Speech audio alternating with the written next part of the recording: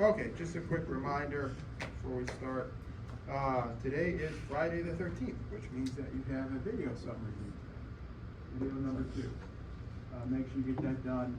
If you haven't already done it, get it done and upload it to the Dropbox by 11:59 tonight. Worth 8 points.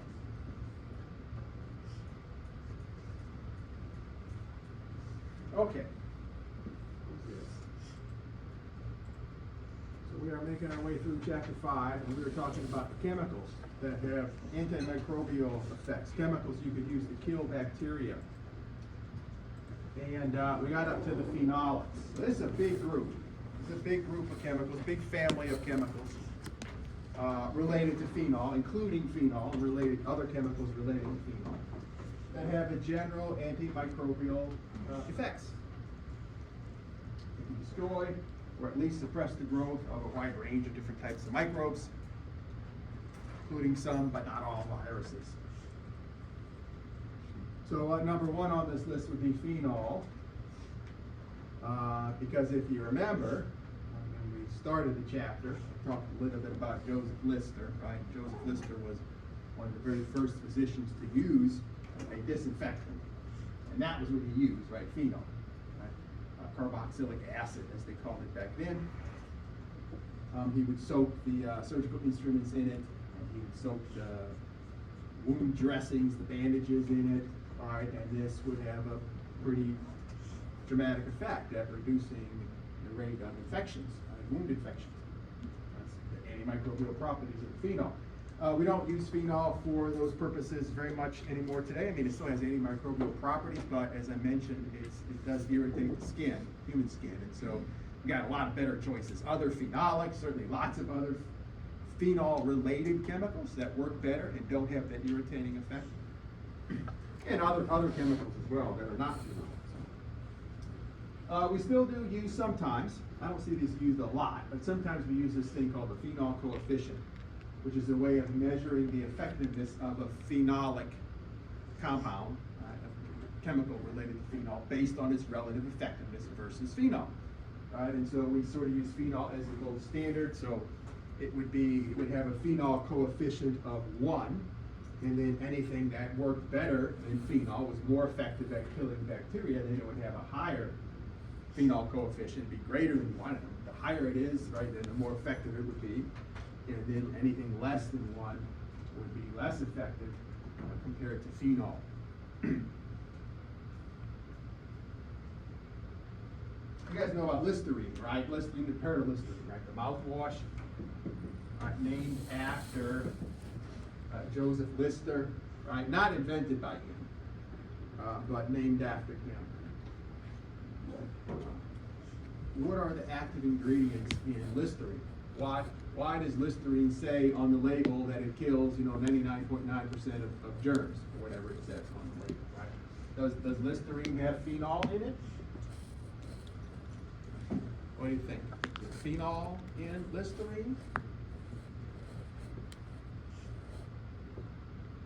There is not. You would not want to have phenol in Listerine, because phenol, if you ingest it, that's really bad.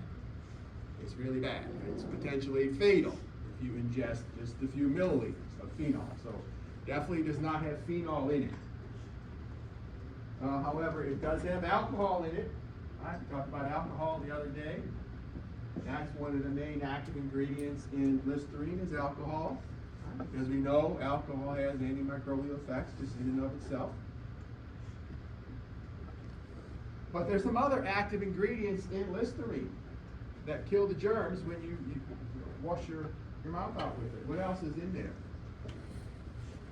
There's a chemical in there called thymol. That's one of the active ingredients. Thymol is a phenolic. It is a chemical related to phenol. It has a very similar structure to phenol. However, this one is safe enough for humans to ingest. It's not going to kill you the way phenol would if you would ingest pure phenol. Where does thymol come from? It's a natural phytochemical. It comes from the thyme plant, right? The thyme that you use as an herb, right? When you're cooking, thyme. That's where thyme oil comes from. And it's a natural phenolic produced by the thyme plant. And it has antimicrobial properties. That's why they put it into Listerine. Not just in and of itself, it can kill bacteria. But there's some other things in there. There's menthol in here. Now, menthol is not technically it's not a phenolic, although it's kind of similar in structure. It is a phytochemical, comes from the mint plant, right? Menthol, put in a lot of things nowadays, menthol has antibacterial properties too. It's not going to be as potent as an antibiotic, but it does have some generalized antimicrobial properties. That's another reason why they added Listerine, menthol. And then there's one more active ingredient, it's called eucalyptol. Also not technically a phenolic, but a similar kind of chemical, another phytochemical, meaning a chemical from plants, in this case from the eucalyptus plant, which also in and of itself has some basic, antimicrobial properties. Again, it's not going to be as potent as, something like an antibiotic, but it does have antimicrobial properties, which is why they put it into Listerine. So, thymol is a natural phenolic. There's a lot of phenolics, right? Like I said, this is a big family. There's a lot of chemicals that we use that are related to phenol, that work better than phenol, and are safer than phenol, right? So there's something called chlorophene. That's the full name. You don't have to know the full name, ortho-benzoparachlorophenol, but just call it chlorophene. Lysol, various kinds of Lysol products that you might use to clean your kitchen or clean your bathroom. They very often have chlorophene in them as an active ingredient, phenol-related chemical. I don't know if you ever heard of Amphil. If you've worked in a hospital or a doctor's office, you may have seen bottles of Amphil around. Amphil is like a hospital-grade cleaning solution. You use it to clean hospital rooms, and you use it to clean laboratories as well. It's a very potent, powerful cleaner, and it's got chlorophene in it as one of its active ingredients. There's something called hexylresorcinol. Sometimes you'll see that listed as an active ingredient in other types of mouthwashes, throat lozenges, things like that. Although I think mostly that's prescription strength, so you probably wouldn't see it much in over-the-counter stuff. There's hexachlorophene, which you'll see occasionally listed on the list of ingredients in certain kinds of soaps, skin lotions, other consumer products, toothpaste sometimes, added for its antimicrobial properties. Although I think that one's mostly prescription strength too. And then there's this one, there's triclosan. This is the big one, or it used to be the big one. This is the one that they used to put in just about any kind of antimicrobial property. Anything that they would advertise as antibacterial or antimicrobial, usually what they were putting in there was triclosan. So all kinds of soaps, dish soaps, hand soaps, antibacterial soap, right? Close to 100% of all the antibacterial soaps that you would buy from the grocery store or from the drugstore had triclosan as the active ingredient, including the antibacterial soap that I used to use in lab. It's triclosan. It was in everything for a long time. Various kinds of, skin lotions, toothpaste, deodorants, mouthwashes. It was in all kinds of stuff. And then what happened was in about 2016, the FDA, the Food and Drug Administration, changed their mind about triclosan. Up to that point, the FDA said triclosan is safe and it's effective, and they were labeling this stuff, kills 99.9% of bacteria, whatever they would say. And it was thought of to be safe. But then in 2016, FDA changed their mind and they said it's not safe, or at least not as safe as you claim it to be. And it's also not effective, at least not as effective as you claim it to be. So they banned it. They suddenly banned it. And so they gave a few months or a year or so for companies to find alternatives and to phase it out. And so there was a period of time where it was being phased out. And now you won't find triclosan in hardly anything. I think they make a few exceptions for certain types of products. But it's not in any of the antibacterial soap anymore. It used to be in every one. And now it's different. right? They don't put triclosan in there anymore. They put other, we'll talk about what they put in it instead in a little bit, but they don't use triclosan.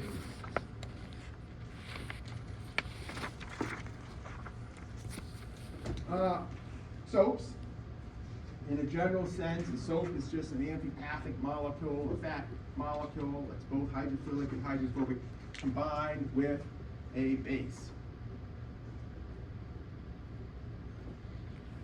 So a soap, just like a bar of soap that you might use to wash your hands with or shower with, right? Those kinds of soaps, they could be bacteriostatic just in and of themselves, but usually they're not bactericidal, right? Unless there's some extra ingredient, unless it says, bactericidal or antibacterial. If it says that, they're adding something else to that soap, right? But the soaps just in and of themselves do not usually kill bacteria. What a soap does, what it's intended to do, and what it's good at is solubilizing things, emulsifying things, right? So it helps you to wash things off your hands. It helps to detach the bacteria from your hands that may be sticking to your skin. When the bacteria are sticky, they adhere to things, right? And so what a soap does, really the only thing a soap does, right, that's beneficial is that it helps you to emulsify. It helps to wash grease and dirt and bacteria, whatever else might be sticking to your hands or to your skin or to other surfaces. So in and of themselves, a standard soap is usually not going to just kill bacteria. And that's true for most detergents as well. A detergent is basically a synthetic soap.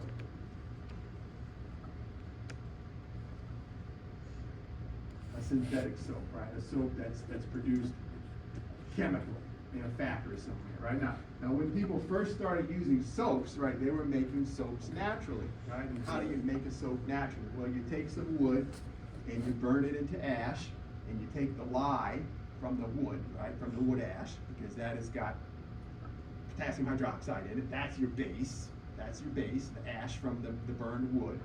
And you would mix that with an animal fat, right? The animal fat would be the amphipathic or the amphiphilic fat, right? And so that's the old-fashioned way of making soap, right? The original way of making soap. Wood ash and animal fat, and then you'd probably add, some herbs or, something to give it some pleasant smell or something like that, right? And some soaps are still made in a similar way nowadays, but we also make detergents, which are chemically, artificially synthesized, versions of natural soaps. And so they have a similar mechanism, right? They help to emulsify things, help, remove things that might be sticking to surfaces. Detergents that are anionic, which is many of them. Anionic means they have a negative charge. These, like a standard natural soap, they will not kill microbes. They'll help wash them off, but they're not going to kill them. However, the cationic detergents, which have a positive charge, actually do kill bacteria. These are antibacterial. They don't destroy endospores, they don't affect mycobacteria, and they don't destroy naked viruses. So there are exceptions. But generally, the cationic detergents, unlike the anionic detergents, unlike a natural soap, they do have antimicrobial effect. The main group of cationic detergents, we call them quats, quaternary ammonium compounds. There's a bunch of these. Things like benzalkonium chloride, acetylpridinium chloride, and there's others. Added to a lot of different things nowadays. This is the stuff now that they use to replace triclosan. This is what they put in the vast majority of those antibacterial soaps. Since they can't use triclosan anymore, they use benzalkonium chloride. It's cationic.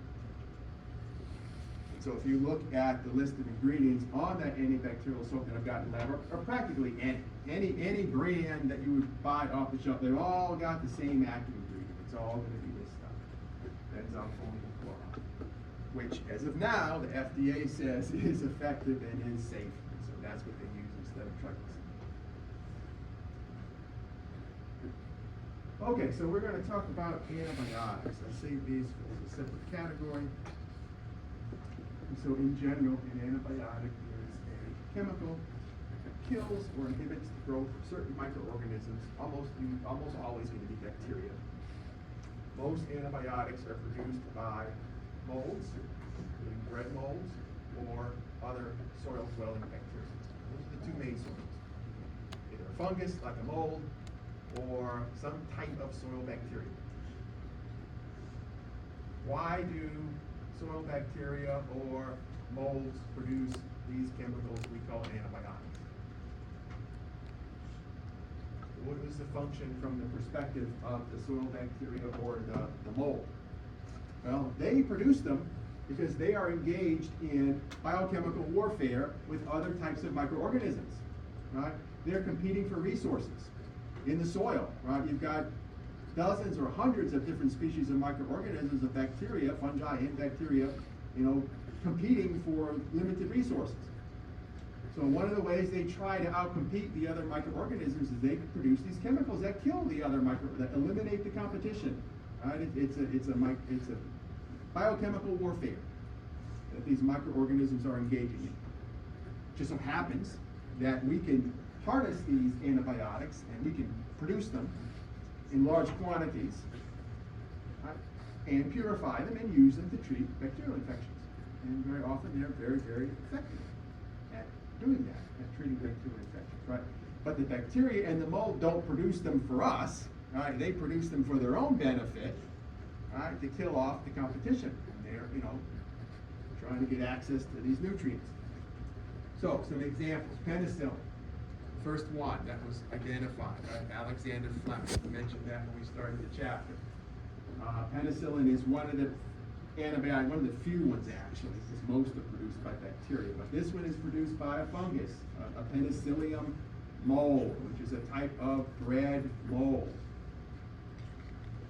Most antibiotics are produced by soil bacteria, so stuff like streptomycin. Did I leave out an R? I sure did.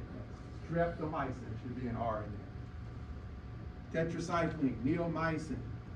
There's a bunch of these, all produced by Streptomyces bacteria. Streptomyces is a group of soil-dwelling bacteria that produce a variety of different antibiotics that we can harness and use. And there's stuff like bacitracin and sutolin and surfactant. A lot of these are used topically, so using skin ointments, right?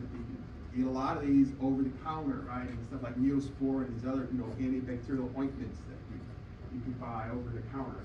A lot of times they have these types of antibiotics produced by Bacillus bacteria, another group of soil-dwelling bacteria, some of which produce these antibiotics.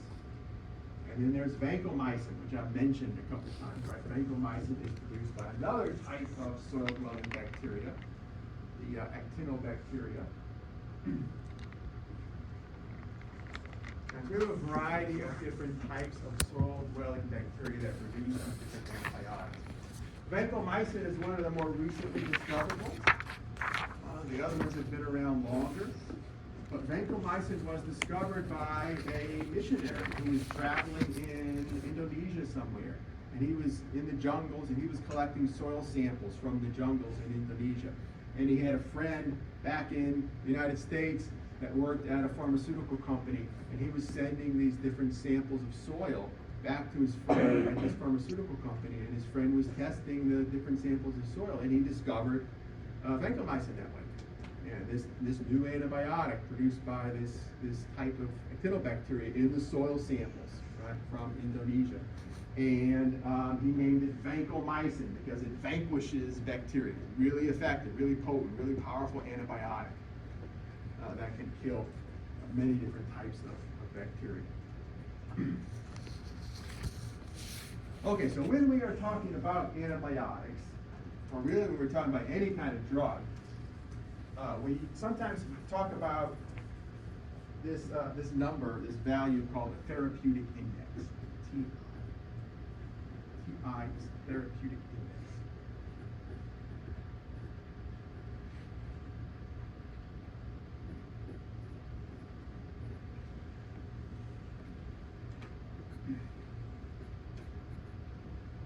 And the therapeutic index is defined as the toxic dose of that drug divided by, that's a division sign, right, divided by the therapeutic dose. Right, so how much, what's the dose that would have dangerous side effects divided by the dose that you need, the minimum dose that you need to take for it to be effective? What you want, ideally, is a very large TI. You want a big TI value. The bigger it is, the better. Because a large TI value means that the toxic dose is really high, right? That's the numerator, right? You want that number to be really big. And you want the therapeutic dose, the denominator, to be really small. Right? If you got a really big toxic dose and a really small therapeutic dose, then your ratio is going to be a large number. That's what you want.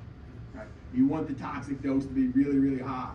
So you want to be able to give a safe dose. You want to be able to give an amount that's going to be therapeutic, but be way below the toxic dose, so you don't risk having any side effects.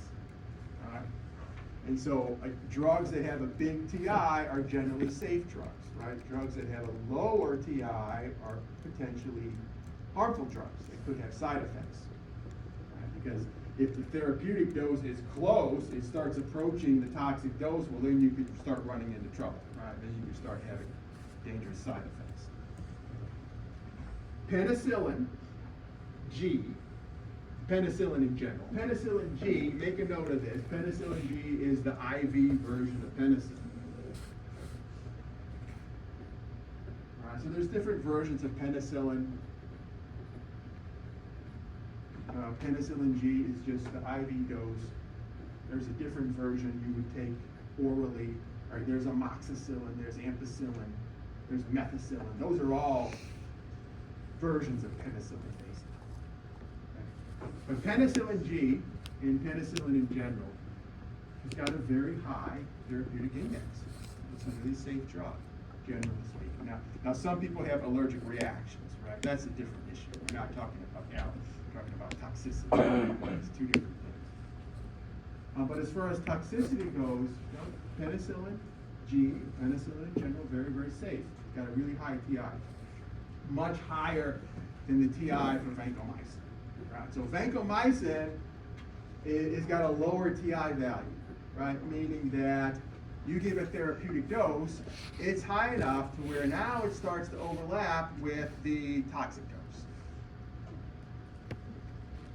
So if you had a choice, if you had a bacterial infection, let's say a serious bacterial infection, you had to go to the hospital to get treated for that, and you had a choice, well, you would want to use penicillin to treat that infection because it's so much safer than vancomycin. And you have very fewer side effects. The problem is that nowadays there's so many bacteria that are resistant to penicillin. It's spreading. We're seeing more and more and more strains of bacteria that are resistant to penicillin. Now, penicillin is the oldest one. It's been around the longest. So bacteria have had the most time to acquire resistance to penicillin. And we use it a lot, and that sort of, the overuse of antibiotics sort of promotes the survival of the resistant ones, right? You kill off the non-resistant ones, and which ones are not killed off, which ones are left, well, those are the resistant ones, right?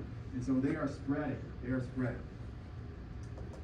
The way that bacteria get resistance to penicillin is that they acquire a gene called beta-lactamase. On a plasmid, talked about that a little bit, right? Plasmids carry beneficial genes, including genes for antibiotic resistance. And a lot of times that includes this gene, the gene for beta-lactamase. And so beta-lactamase produces an enzyme called beta-lactamase, right? Produced by this gene. And the beta-lactamase enzyme literally cuts the penicillin molecule in half. It cleaves it in half, right? And destroys it.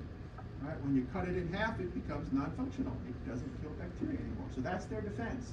You can throw as much penicillin as you want at these bacteria, but if they are producing the beta-lactamase enzyme, they're just chopping it up. They're just cutting it up, cleaving it in half, and deactivating it. Right? So it will have no effect on those bacteria. That's their survival mechanism. That's their defense against that bacteria. So you would wanna, ideally, you would wanna choose penicillin, but you don't always have that option, right? Because there's so many strains of bacteria now that are resistant to penicillin. MRSA, which I mentioned, right, methicillin-resistant Staphylococcus aureus, is resistant to methicillin, but methicillin is a type of penicillin. So MRSA is really resistant to all the penicillins. All right, so it's resistant to amoxicillin and methicillin and ampicillin and penicillin G. It's resistant to all of those. And so if you're dealing with an infection that's resistant to all those, penicillin type antibiotics, then you may be forced to use vancomycin. Doctors use it all the time because they have to, because they're dealing with bacteria that are not responding to a traditional antibiotic. So they're using vancomycin as the antibiotic of last resort. And that's literally what it's called, right? The antibiotic of last resort, because you use it only when you have to. Because you want to save the life of this person, and you have no other options. You use it as a last resort because vancomycin, unlike penicillin, has got a low TI. So there's a risk of side effects. And this is what this graph is showing. So this is from a paper that was published in 2009. And they're showing you the initial vancomycin trough value, milligrams per liter, right? So this is the concentration of vancomycin that you need to have in an IV drip. Right? So you're in the hospital. Right? We're looking at patients in the hospital, ICU or not in the ICU, but in the hospital. They're being treated for a bacterial infection, serious bacterial infection, blood infection, sepsis, right? And so they're getting vancomycin in an IV drip, right? And in order to wipe out that infection, you've got to keep the concentration of the vancomycin in that IV drip constant over a period of time, 7, 10, 14 days, whatever it is. Otherwise, it won't be effective, right? And so generally what you get is somewhere between 10 and 15 milligrams per liter of vancomycin in the IV drip, right? This is the therapeutic dose. This is what you need. Now you can use less than that, but it's not going to work. Right? You need to have at least 10 to 15. But look at what happens, right? If you're getting the therapeutic dose of vancomycin, right, 10 to 15, and if you're in the ICU, so you're already in bad shape. Right? You're already struggling, right? You're fighting off a serious infection here.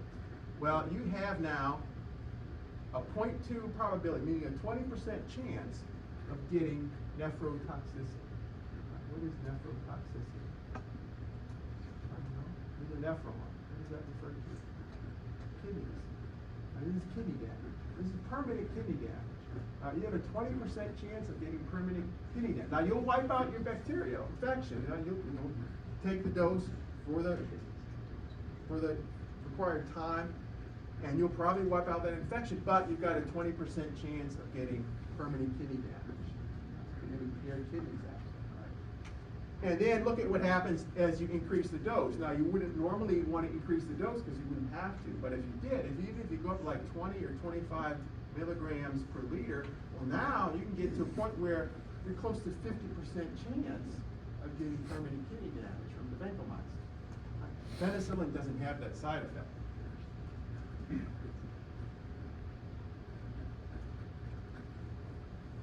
Okay, so how do antibiotics work? What do they do? How do they kill bacteria? Well, I think I told you at some point that many antibiotics target the cell wall, right? Specifically, the enzymes that produce the peptidoglycan. Right? That's the stuff that the cell walls are made out of.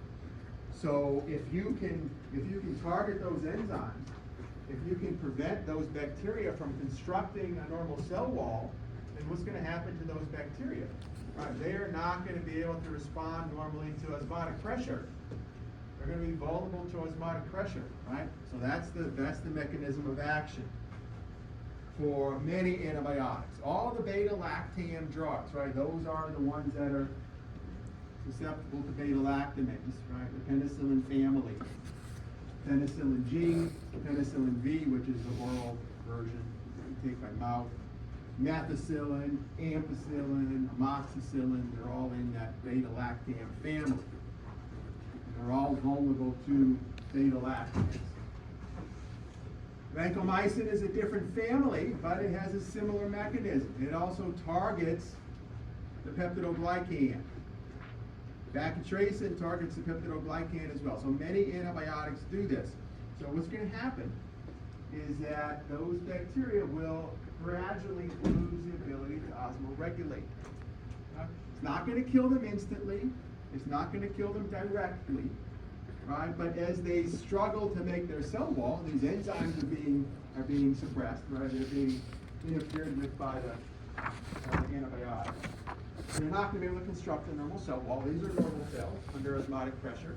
Whereas these are cells that are swelling up, right? They don't have a strong enough cell wall to exert the counter pressure like the cell wall normally does. And so they literally swell up under osmotic pressure as they accumulate water. And then eventually they will explode. They will undergo osmotic lysis and then they are dead. Right? So it will kill them, but it kills them gradually and it kills them indirectly. Not all antibiotics work that way. Some antibiotics actually interfere with the ribosomes. The ribosomes are critical because that's how cells make new proteins, and cells need to make new proteins continuously. And if you block cells from making new proteins, they are not going to last very long. They're going to die pretty quickly. And prokaryotic ribosomes are different enough from eukaryotic ribosomes. They're not very different, but they're different enough that there are certain antibiotics that will affect prokaryotic ribosomes, but they will not interfere with eukaryotic ribosomes, right? So they won't, necessarily interfere with our ribosomes, but they will affect the ribosomes of the bacteria that infect our bodies. Right, so these are antibiotics like streptomycin, neomycin, tetracycline, right? All of these are used very often. Chloramphenicol gets used a lot too. They are all working by the same mechanism and interfere with the ribosome function. There are a few antibiotics that interfere with either DNA or RNA synthesis, either directly or indirectly. These include fluoroquinolones like ciprofloxacin. Rifamycins are important because those are the ones we use to treat tuberculosis traditionally. So those antibiotics have another mechanism of action that interfere with the DNA RNA replication. And then there are a few drugs, including some antibiotics, that inhibit the synthesis of folate, which is vitamin B9.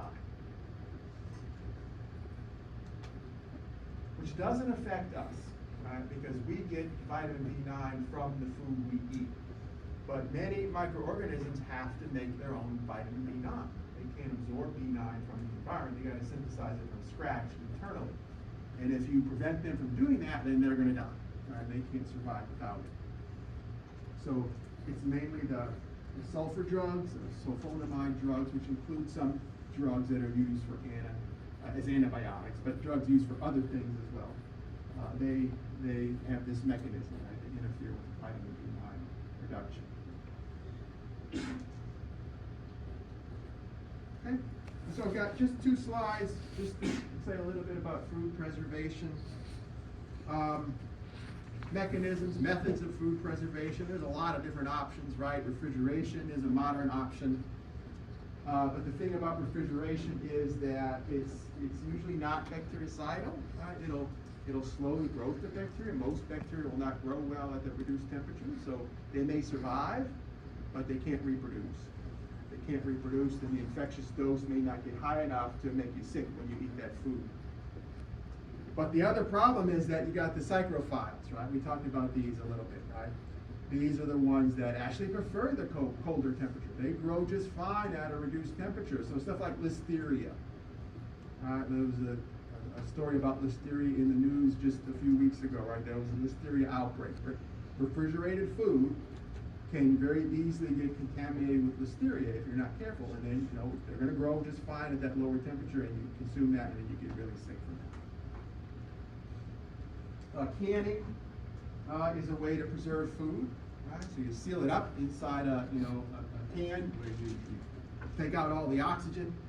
That will prevent bacteria from growing, at least the ones that need oxygen. They're not going to be able to grow in that anaerobic environment. Food that's canned is usually autoclaved. before it's put in the can as a way of sterilizing and killing microbes, or majority of microbes that may be contaminating that food. The main thing you have to worry about is Clostridium botulinum. This is a type of bacteria that causes botulism. Botulism is the worst type of food poisoning. And so that's what you have to be careful for. That's why you have to be so careful and meticulous about, heating the food, canning it properly, taking the oxygen out. You don't get botulism. Nowadays, we can use ionizing radiation as a way to treat food to increase its shelf life.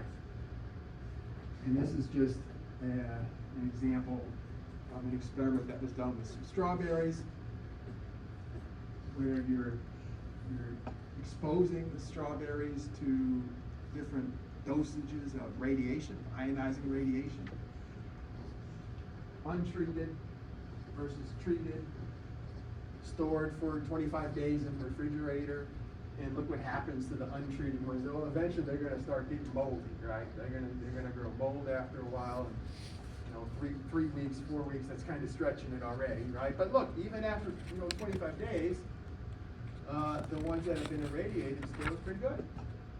So because the radiation destroyed the mold spores that were there in the strawberries, and it does not make the food radioactive. It just destroys the microbes on the surface of that produce, right? So this is used a lot nowadays on all kinds of fruits and vegetables, and on raw meat and seafood and things like that. Increase the shelf life. An old-fashioned way of doing it before we had refrigeration would be to just add a lot of sugar or add a lot of salt. Right? This is the whole idea behind making jams or jellies. Right? You take fruit or berries and you make a jelly out of it by adding a lot of sugar to it. So what you're doing is you're making a very hypertonic solution. So you're drawing fluid out of any cells, any bacteria that might be contaminating that food product, right? And those cells are undergoing plasmolysis. Right? They're dying because they're losing water. So you can accomplish that with any high level of solute, right? You add a lot of sugar or you add a lot of salt. We'll accomplish the same thing, right? And that's the idea behind, salted fish or salted meats. When you don't have refrigeration, this is a pretty effective way to preserve food. If you dry out the food, remove the water or most of the water, then the bacteria are going to have a hard time growing. They need that water in order to reproduce, right? So if you dry out the meat, this is the idea behind making beef jerky, right? You dry out the meat, and it's a way of preserving that meat because the bacteria won't necessarily kill the bacteria. They may still be there in small numbers, but without the water, they're not going to be able to reproduce. And so that makes the dried meat generally safe to eat. Nowadays, we can also do freeze drying. Technical term for that is lyophilization.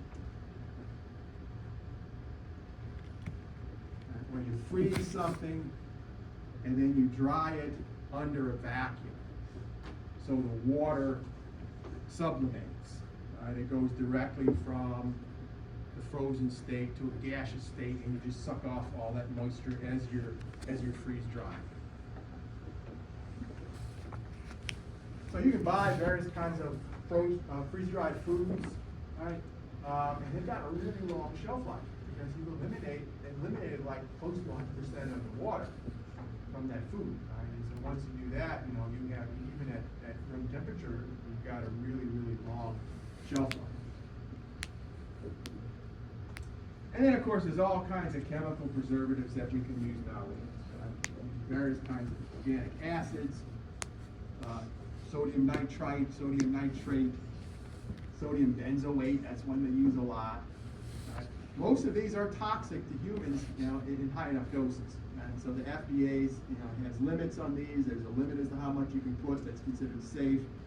But just about any kind of processed meat, that you might buy, bacon, sausages, hot dogs, any kind of processed, meat product is almost certainly going to have a lot of this, sodium nitrite, sodium nitrate, sodium benzoate, other kinds of, chemical preservatives, because you've got to protect from botulism. That's the main problem. And they're adding all these chemicals. The alternative is that you get botulism, and you don't want to get that because that's going to potentially kill you. Sulfur dioxide is used as a preservative in dried fruits and other kinds of food products. Lots of other things that you could use for that. Okay, I think I've got one more slide. So we've been talking about methods of destroying microorganisms, and over again, I said that prions were resistant. You can't destroy prions with alcohol, right? You can't destroy prions by boiling. You can't even destroy prions by autoclaving, right? Even incineration doesn't always destroy prions. They're really difficult to destroy. There are ways to do it, but you have to go to extreme lengths in order to destroy prions. So for example, if you heated them up to 1,000 degrees, so our Bunsen burner doesn't even get close to this.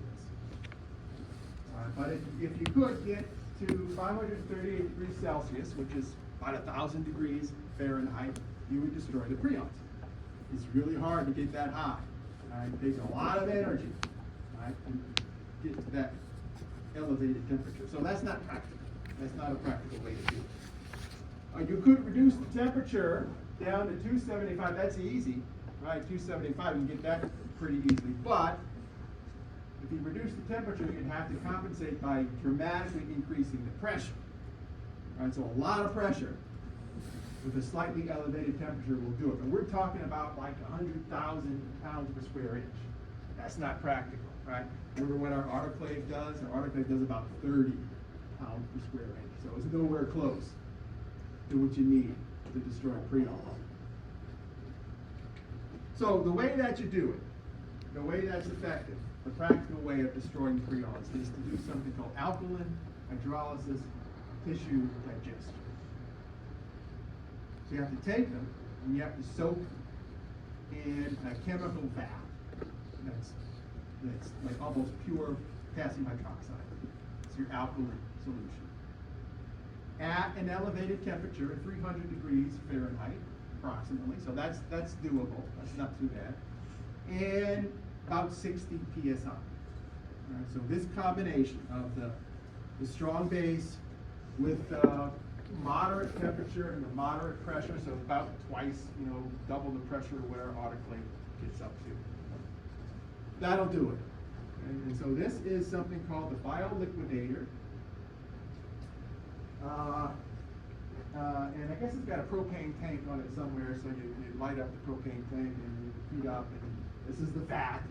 It's got the potassium hydroxide in it, right, that pressurizes as it heats up. And so if you're a farmer and you've got a cow, let's say, that died from mad cow disease, the proper way to dispose of it, the safe way to dispose of it, really the only safe way to dispose of it, would be to take that carcass and put it in something like this, like a bioliquidator, and leave it in there for 6 hours, soaking in the potassium hydroxide under heat and pressure.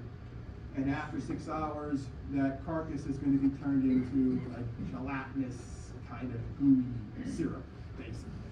You've completely rendered down the bones and muscles and skins and everything in that carcass and destroyed the prions. Right? And that's really the only way to do it. What used to happen, this is before farmers and scientists really understood very much about prions, is that an animal would die of mad cow disease. They wouldn't know it was mad cow disease, but the animal would die, and they would grind it up and they would feed it to the other animals. They would add it, as supplemental protein. Right, to whatever normal animal food those animals were on the farm were feeding on, and they would end up spreading mad cow disease throughout the entire herd, right? Because they're pathogen, because just normal processing of that carcass would not destroy the prions. And so the other cows, the other animals would eat that protein, they would ingest the prions, and they would eventually get mad cow disease too. So the entire herd could eventually die from mad cow disease. And so once scientists realized that this was happening, then they came up with things like the bioliquidator, right? And so farmers can dispose of, the carcasses of animals that die from mad cow disease. Once you've run that carcass through the bioliquidator, then it's safe, right? You can put it in a in a normal landfill, right? You don't have to worry about spreading those prions to other animals. But keep in mind, lots of animals can get, a version of mad cow disease, right? Deer can get it, elk can get it, goats, sheep, right? All these animals can get a version of mad cow disease. Okay, I am going to stop there for today. That is the end of chapter 5.